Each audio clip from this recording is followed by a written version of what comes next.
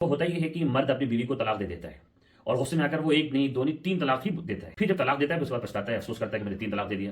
اب اس کے بعد پھر وہ کوئی بہانہ ڈھونڈتا ہے, ایسے راہ تلاش کرتا ہے جہاں سے وہ بچ سکے, کوئی ایسا مفتی مل جائے اس کو جو اس کو آسانی بتا سکے. لوگ جانتے ہیں جب تین طلاق کسی انسان نے دے دیا ایک بار میں یا تین بار میں, تین طلاق کا لفظ اس نے بول دیا بیوی کو, تو یہ بہت بڑی گالی ہے.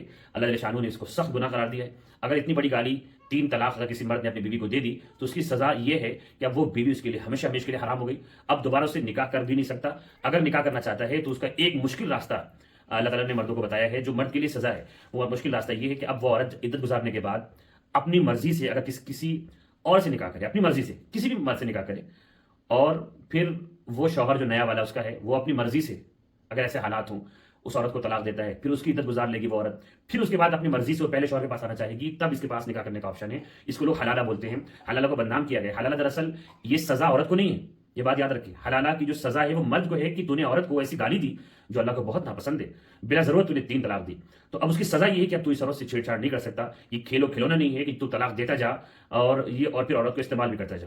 یہ ہیرسمنٹ اسلام نے قبول نہیں کیا. سخت سزا دی کہ اب یہ عورت تمہارے لیے حرام ہو گئی. فَإِن طَلَّقَهَا, دو طلاق دے سکتے ہو. اگر تم نے تیسری طلاق, اللہ قرآن فرماتے فَإِن طَلَّقَهَا, پھر اگر اس نے طلاق دے دی یعنی تیسری طلاق دے دی, فَلَا تَحِلُّ لَهُ مِن بَعْدُ, اب وہ عورت اس کے لیے حلال نہیں ہوگی اس کے بعد, حَتَّى تَنكِحَ زَوْجًا غَيْرَهُ, یہاں تک کہ وہ عورت خود اپنی مرضی سے نکاح کسی اور آدمی سے کر لے, اپنی مرضی سے کرے.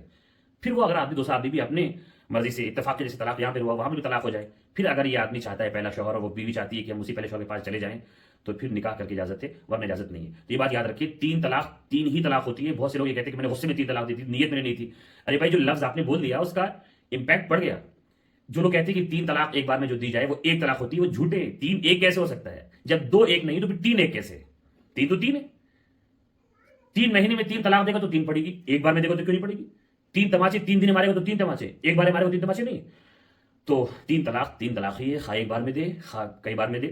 بلکہ ایک بار میں 3 گالی نکالنا بڑی گالی ہے, کئی بار میں ایک گالی دے تو زیادہ سخت نہیں ہے.